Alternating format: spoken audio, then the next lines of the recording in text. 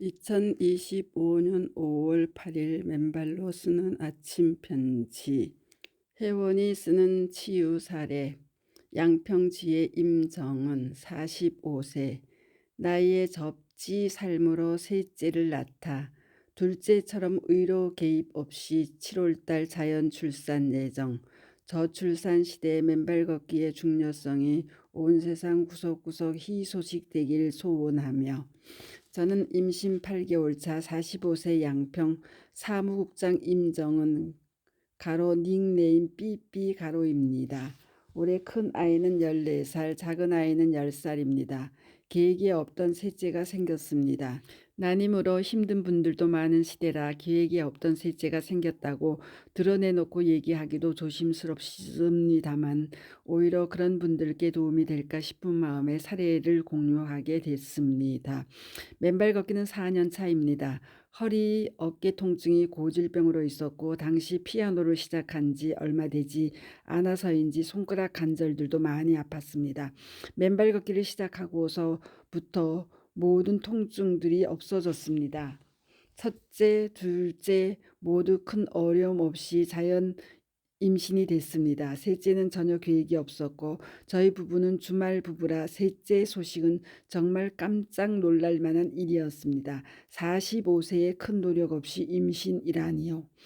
첫째 임신 때는 평일에 수영과 비크람 요가를 했고, 둘째 임신 때는 주말 휴일에도 빠지지 않고 거의 매일 비크람 요가를 했습니다. 하루라도 요가를 하지 않으면 허리가 아파서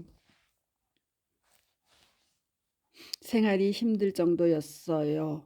셋째를 임신한 지금도 마찬가지로 허리가 많이 아픕니다. 8개월 차로 배가 불러올수록 더 허리가 아픕니다. 예전과 달리 고령의 임신이라 움직임도 더 굼뜨고 힘듦을 느낍니다. 셋째 때는 오로지 맨발 걷기만 하고 있습니다. 얼마 전까지 직장 생활을 했기에 하루 20분 정도가 맨발 걷기를 할 수 있는 최대 시간이었어요. 최대한 아이들을 일찍 학교에 보내고 40분을 걸으려 노력했습니다. 주말에는 2시간씩 걸으려고 노력합니다. 맨발 걷기를 40분 이상 한 날은 그나마 생활하기가 편했고, 바빠서 맨발 걷기를 못한 날에는 허리 통증이 심합니다. 이제 회사를 쉬게 돼 매일 1시간 이상 걸으려 하고 있습니다.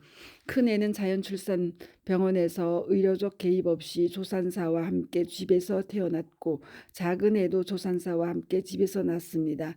셋째도 조산사와 함께 집에서 낳을 예정입니다.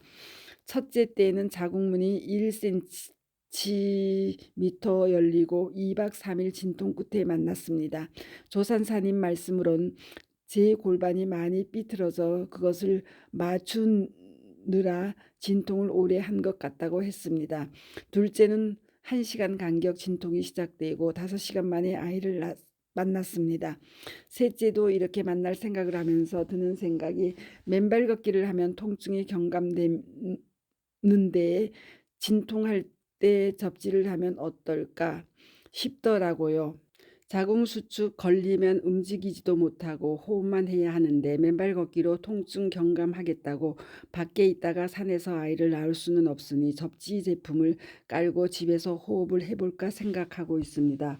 통증의 강도를 데이터를 내어 확인하고 볼 수 있다면 좋겠지만, 그런 사례가 우리나라에 아직 없을 테니 어떤 도구로 어떤 방법으로 측정할 수 있을지도 모르겠어요. 다만 주관적으로 제가 둘을 낳아 봤으니 그때와 비교를 하는 수밖에 없겠구나 할 뿐입니다.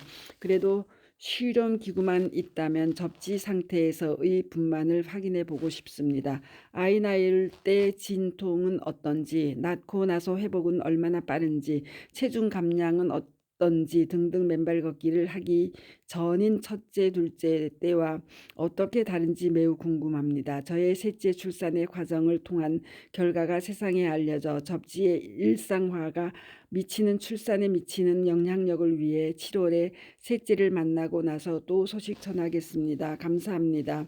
맨발 걷기 숲길 힐링스쿨 네이버 카페의 아침 편지입니다. 감사합니다. 스토리양입니다.